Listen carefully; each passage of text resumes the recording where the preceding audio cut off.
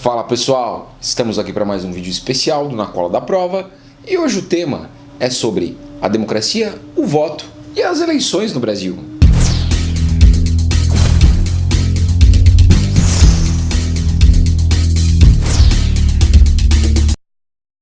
Em tempos difíceis, em que as pessoas começam a questionar a democracia, começam a pedir a ditadura e acabam esquecendo como foi difícil o processo da construção do voto no Brasil, é legal a gente lembrar algumas coisas sobre essa história. O nosso objetivo nesse vídeo é tratar das constituições e como foi a evolução da participação democrática na história do Brasil, no Império e na República. Na primeira Constituição do Brasil, lá de 1824, na época do Império, ficou estabelecido que apenas homens maiores de 25 anos e que tivessem uma determinada renda poderia participar aí das eleições. Portanto, existiam aí várias restrições. A gente vai ver, por exemplo, que menores de idade, mulheres não poderiam participar, assim como membros do clero e soldados, os de baixa patente. Nessa época, o voto ainda era permitido para os analfabetos, mas mesmo assim uma ínfima parcela da população podia participar aí da escolha dos seus representantes. E a coisa ficou ainda mais restrita quando em 1881 uma lei proibiu os analfabetos também de participar. E essa restrição ela vai ser mantida até a nossa atual Constituição de 1988.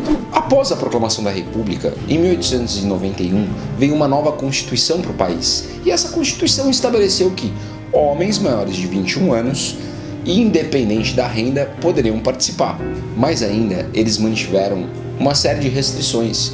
Mulheres, analfabetos, membros do clero, militares não poderiam participar das decisões. Além disso, um parágrafo da Constituição limitava a participação de mendigos, o que dizia respeito, sobretudo, aos ex-escravos que, além de analfabetos, não possuíam nem trabalho nem moradia. E uma outra coisa curiosa é que em nenhum lugar da Constituição dizia textualmente que mulheres não podiam participar. No entanto, a gente entende que isso tem tudo a ver com a sociedade da época, uma sociedade patriarcal, uma sociedade machista, onde, para que escrever na lei? Todo mundo sabe que mulher não tem condição de participar, não tem condição de escolher. E só para você ter uma ideia, nos primeiros anos da República, as eleições elas tinham menos eleitores do que na época do auge do Império. Durante toda a República Velha, a gente vai ver que as eleições elas foram marcadas por fraudes, violência e pelo coronelismo. Nesse momento, a gente vai ter aí o famigerado voto de cabresto. Líderes políticos, senhores de terras poderosos, que controlavam grandes contingentes de eleitores e obrigavam essas figuras a votarem nos seus candidatos. Até que em 1930, Getúlio Vargas, com a sua revolução, começou a mudar um pouco o panorama.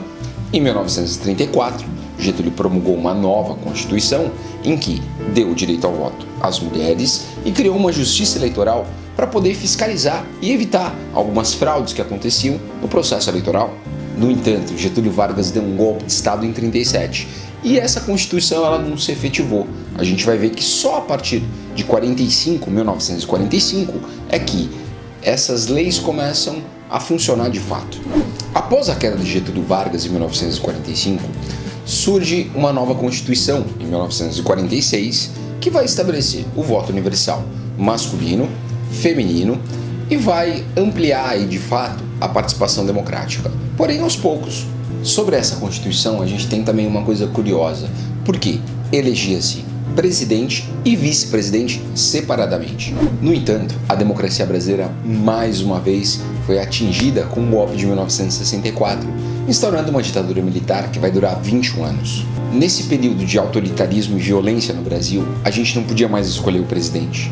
Além disso, aos poucos, a gente foi perdendo o direito de escolher os governadores, os senadores, enfim. Finalmente, em 1985, acabou a ditadura militar e a gente começou um processo de elaboração de uma nova Constituição que ficou pronta em 1988. A Constituição Cidadã estabeleceu mais do que nunca a possibilidade de participação de fato dos brasileiros na escolha dos seus representantes. As novas leis estabeleceram eleição para todos os cargos e podiam votar homens, mulheres, independente aí de ser analfabeto ou não. Pela primeira vez desde o século XIX, os analfabetos vão poder participar. Além disso, eles estabeleceram um voto facultativo para 16 e 17 anos. Caso você queira votar, você pode. Portanto, queridos brasileiros e brasileiras, o processo de construção da democracia foi bem complicado, foi difícil. Muitas pessoas morreram, muitas pessoas se sacrificaram para que isso fosse possível. Então vamos lembrar, não vamos esquecer. Tudo bem? Valeu!